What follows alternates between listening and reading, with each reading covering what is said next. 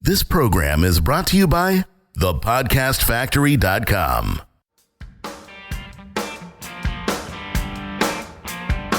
Hi, my name is Igor Kheifets, and this is the List Building Lifestyle, the only podcast which delivers cutting-edge conversion strategies from the online trenches straight to your earbuds. Download the transcript of today's episode and all future episodes at listbuildinglifestyleshow.com. I also invite you to grab a free copy of the Wealthy List Builder Survival Guide at listbuildinglifestyleshow.com/survival. And now, once again, it's time to claim your list building lifestyle. You are listening to List Building Lifestyle. If you're here, you're in the right place to build a better business, live happier, and hang out with the Prince of List Building, Mr. Igor Kheifets. What is up? Hey, Jonathan, my friend. Man, this has been a tremendous day so far. Very productive. Good. So what do you have in store for us today, Igor? I want to appeal to the list builders. I want to wake them up, because all I see lately is people trying to convince other people to buy their product or join their business through direct, rational arguments. Yeah, how's that working for them? I don't think it works very well, because that's like the last thing you want to do when you try to convince someone to do anything. And you know that if you ever try to convince a family member or a friend, like just giving them straight up advice, which you know works. Like, how many times did you actually talk to a friend in need who said, hey, I need, help with this or that, and you give them a very specific, direct, like rational advice, and all they do is they nod in agreement, but they never follow through. Like they do something else, right? Furthermore, how about talking to your wife and she's being all emotional and you're just trying to give her a rational answer to something? How's that work out for you? This is an even better example, probably. I've just had such a conversation today, and it's no use. It's no use. When emotion is at play, it's just no use to appeal to logic. So, when it comes to convincing someone to join your business, when it comes to influencing somebody into working with you, appealing to their rationale before you have established an emotional case it's useless. It's futile. It does not work. And it took me a while to get this. It took me a whole while to get this. In fact, I spent the first couple of years in this industry trying to change the industry. I was like giving the factual, rational stuff which I thought people needed, rather than looking at all the sales letters and sales presentations that worked and modeling after those, which were all emotional. Like, they told stories, they appealed to fear, they appealed to the dream, right? But I just went and I'm like, I'm gonna give you 25 pages worth of content for $2, or I'm gonna give you my best system, which has been proven to work by field testing, field tested by 12 other people, and yada. So none of my factual stuff ever worked, which was devastating, because I put in a lot of work into it, and I was coming from a true, place from my core, and I really wanted to help. But eventually I learned the hard way, after years of failure, that if you want to help someone make a decision, even if it's a really good decision, even if it's a decision that they are basically supposed to be making on their own, if they have a brain, you always have to appeal to their emotions, and almost never to the logical element, at least not until you've established the emotional case. So in my opinion, my humble yet accurate opinion, influence comes down to about 80% emotion and 20% logic. So the 80% of the convincing process, always comes down to how, whether you created an airtight emotional case. How do you get into that mindset? Because I'm a dude that likes logical things, but how do you get into the mindset? Because I think you're pretty good at it. How do you get into that mindset of the emotional thinking? Oh, that's a great question. There's actually a very easy way to do it. If you go on Amazon and you research into your niche, let's just say you're in e-commerce, right? So you look up several bestsellers on how to do e-commerce, right? Which means that people who want to do e-commerce probably picked a copy of those books, right? Yeah. And you go ahead, instead of picking up the product, what you do is you go and you look at the reviews. And I want you to look at the 5-star reviews, the 4-star reviews, and the 2-star and the 1-star reviews. Usually, the 1-star reviews will reveal to you what kind of emotional, stuff going on in the minds and the hearts of your target market, because people will complain and will express ideas which you didn't even consider to be possible. From your logic From your standpoint. logic, that's it. Yeah. So you will then learn to kind of acknowledge the fact that people think and feel a certain way, and usually their feelings sort of like they it just man, I don't have the word for it, man. It's just when they feel this strong emotional response to marketing, all the logic goes out the window. That's a good tip. In fact, I'm going to start digging into some of that too, looking for what people feel. I don't think I know enough of what people feel about in my market, and going and reading those books, those bestsellers, and seeing what people hate about them is a great idea.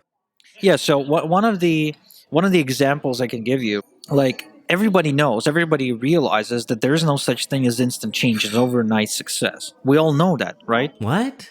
Oh my God. However, if you go on Amazon and you check out Tony Robbins' Awaken the Giant Within, for example, which is a book about success, and you go and you read the one-star reviews, you're going to find comments such as, I was seeking immediate dramatic results from this book, but I didn't find them. Really? Yeah, and this is for real. Like, here's a quote: I'm waiting for the wow moment, but it never comes. The material is simplistic and very basic. I want super advanced stuff. Ah, Now, this is probably a guy who never, or a gal who never succeeded in life at anything. He probably doesn't make much money, probably is like a janitor or maybe works in McDonald's. And they're looking for the wow moment. They're looking for the super advanced stuff. But why would you look for the advanced stuff if you're a beginner and you haven't succeeded, with the basic stuff yet? Doesn't make any sense, right? yeah, yeah. And now that you're mentioning those things, I hear them all the time in every market I've been in. Is those people who are not successful yet they're looking for magic, and they never seem to find it. I wonder why. Not only that, this is something I learned from Frank Kern years ago. He said that the reason I advertise, air quotes, advanced stuff is because everyone wants the advanced stuff. Nobody wants the simple, the basic stuff, because the basic doesn't have a high perceived value. However, most of the marketplace, the vast majority of the marketplace is basic. In other words, their skill set is very basic, even below basic. Like 99% of the marketplace in the make money line space haven't made any money. So these guys are newbies, but they all look for the advanced stuff, which is, why, for example, a lot of times you'll see smart marketers disguise the basic stuff as the advanced stuff, because otherwise it's impossible to get, their attention. That's interesting. How can we luster up the old stuff they need? So that goes back to that principle of selling people what they want and giving them what they need. Yeah, it does. It does. Only it's just it puts it in a very specific example. But there's like a million things like that in our industry which you have to stay aware of, which most people don't know. They think, I just got to have a great product, and people will kind of realize on their own how awesome it is, and they're gonna buy from me. But it's not the case. I mean, I think Tony Robbins has amazing products. Yeah, there's just so many people out there who complain about his work. But why would you? I mean, if you have a brain, in my opinion, if you have a brain, you listen to that guy. I read many of his books. I went through many of his seminars. I've listened. The program that changed my life in a big way was Personal Power 2. It came on tapes, right? So I did the NLP exercises. I worked up the courage to start losing weight, to start approaching girls, to kind of follow my passion and, decide that I wanted to get rich, etc. So I do believe Tony Robbins is tremendous influence on my life. Yet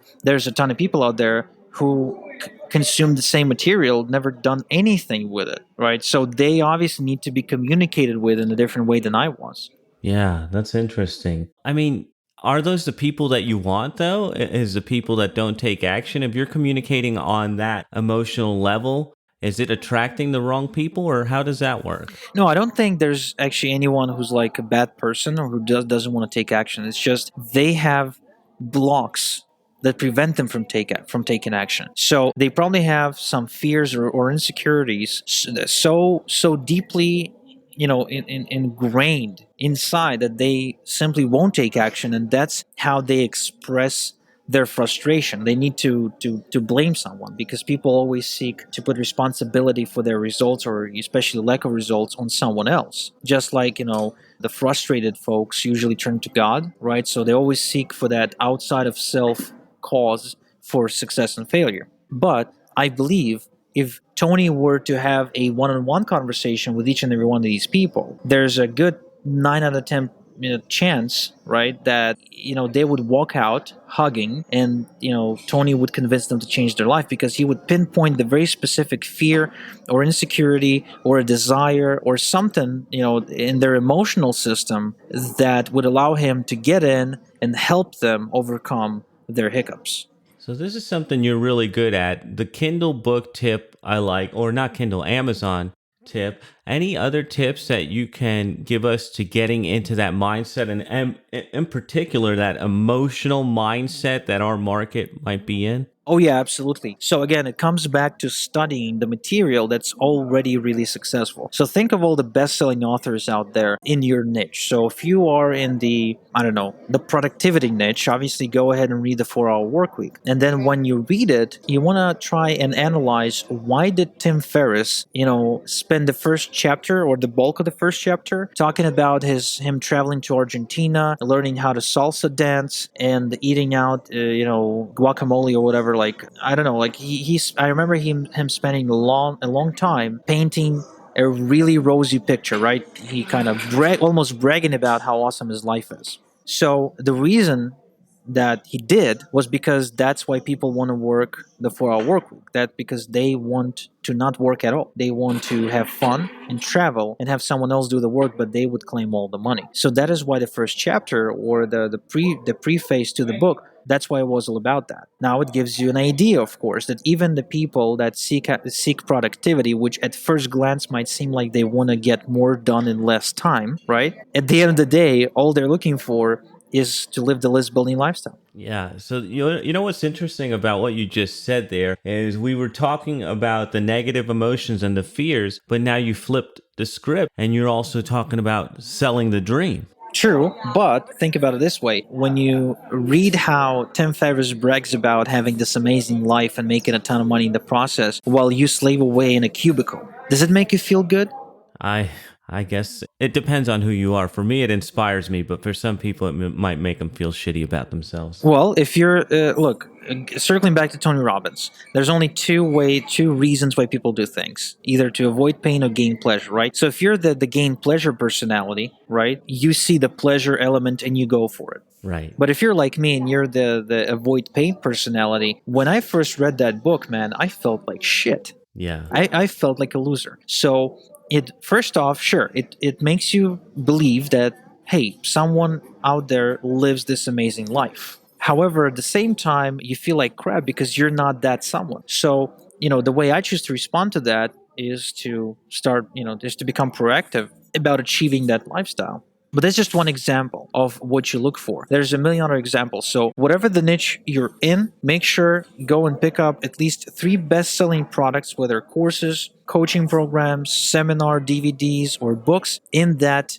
niche, and study them really, really closely to understand why the author talks about certain things. Check out the reviews people post about the program online. Like, study all that material and really don't read the words, but kind of read between the lines. Like, if they tell a story of going from, sleeping in their car to making $12 million a year, right? Why did they start with sleeping in their car? Why did they spend 3 paragraphs in that book showing how inadequate and how big of a failure that person was before they succeeded? Now, you might say, well, it makes for a dramatic transformation. Sure, it might, but the real reason why people do stuff like that is because it overcomes the objection that says, I can't do it because I'm not blank enough. So if a guy who slept in his car for 2 months and dropped out of college and had a documented IQ of 47, become a millionaire, you can't say that you can become a millionaire because you lack X. Whatever that X is: brains, talent, finances, relationships, free time, and so on and so forth. Does that make sense? Absolutely. Absolutely. Right. It brings you in and bonds you with them one way or another. Yeah, so there you go. I mean, if you just now, by the way, Jonathan, I want to be honest with you. 99% of people who listen to this episode will not do what I just said. Okay, Surprise! they're not going to do what I just said. But the 1% who will, okay, if you're listening to this and you decided that you want to be that 1% who will actually do what I just said, make no bones about it that a year from now or 2 years from now, you're going to be turning back on this moment. And you're going to see this as the moment when you finally opened your eyes, when things kind of shifted for you because you finally understood who you're dealing with.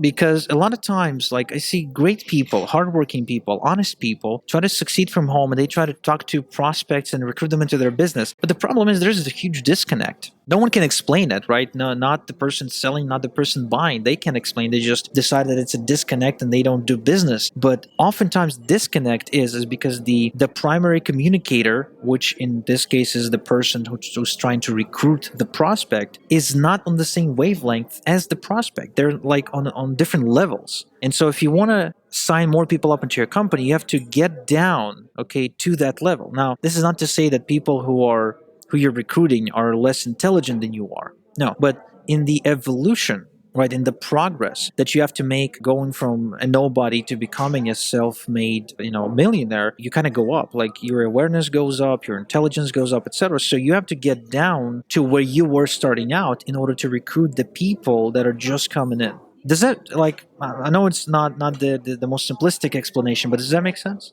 There's a couple things there that I want to bring up. And so you're the stick guy, I'm the carrot guy. And so when you're saying get down, what I'm picturing in my mind is just you leaning over and giving somebody a hand to pull them up to your level. So it's not getting down in a negative way, it's helping people up. And the other thing is, and I just learned this concept. I was interviewing Joe Schreider from Agora Financial, $400 million a year company. And what you talked about in the book is something that he talked about in reading sales letters. And he said that he had trouble really understanding what good copy was until he did this new thing that he called active reading, which is what you described in that book. And active reading is reading a paragraph, reading 2 paragraphs, reading 5 pages, and asking yourself, writing in the margins, why is he saying this? What is this about? What emotion is this triggering? So that active reading made him more aware of what was working, what wasn't working, and why it was working. And I like that idea. I've never heard the term active reading, but I like it. I just realized I'm doing it unconsciously now for the last several years, and I'm going to write this down because it's the best way I've heard it explained ever. Yeah, when he told me that, my mind was blown. The guy probably knows a thing or two about success, right? You think? Being at the helm of a $400 million a year company. Right, and working with some of the best copywriters in the world. And I got to share this interview with you, actually. I'm going to get you a copy of that after we're off the air. Sorry, list builders, this is insider information only. But Igor, what do you have coming up for us next time? Well, Jonathan, I've been hard at work seeking out experts to share the stage with. And the guy who joined me on the next episode, he's amazing, okay? What I thought is going to be another, like, philosophy episode turned into an actual, like, a very actionable do this, don't do that, say this, don't say that sort of episode. So he runs his own media agency. He's a specialist at building sales funnels, at creating automated webinar presentations, and he works with some of the biggest players in the network marketing space. So I'm not going to reveal who he is, but I'm telling you, man, he's one of the most knowledgeable sales funnel guys I know and that I've had the pleasure of interviewing. So next episode, if you're struggling to build sales funnels that convert for your business opportunity, this one's for you. Sounds interesting. I like the little cliffhanger tease there. Good stuff. All right, that's a wrap for another List Building Lifestyle. Thank you for tuning in. Thank you, Igor, for sharing your insights with us. And we will be back with you next time. Thank you for listening to the List Building Lifestyle. Make sure to subscribe on iTunes or Google Play to never miss an episode. Because who knows, just one conversion tactic we share on the show might double your list and double your business. Download the transcript of today's episode and all future episodes at listbuildinglifestyleshow.com. And don't forget to claim your complimentary copy of the Wealthy List Builder Survival Guide at listbuildinglifestyleshow.com/survival. This is Igor Kheifets, and until next time we talk, have a good one.